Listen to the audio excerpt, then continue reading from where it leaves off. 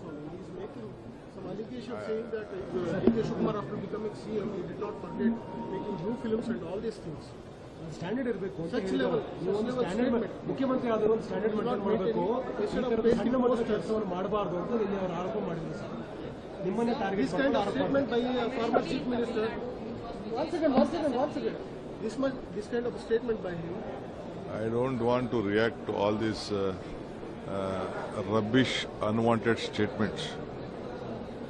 It is not to his level. First, he should not speak to this level.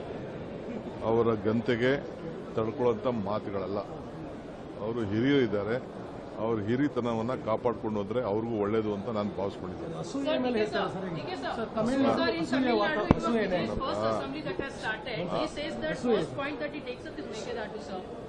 ಅಸೂಯೆಗೆ ಮದ್ದಿಲ್ಲ. There is no medicine for jealousy. ಇಷ್ಟು ಮಾತ್ರ ನಾನು ಹೇಳ್ತೀನಿ. Sir, Tamil Nadu.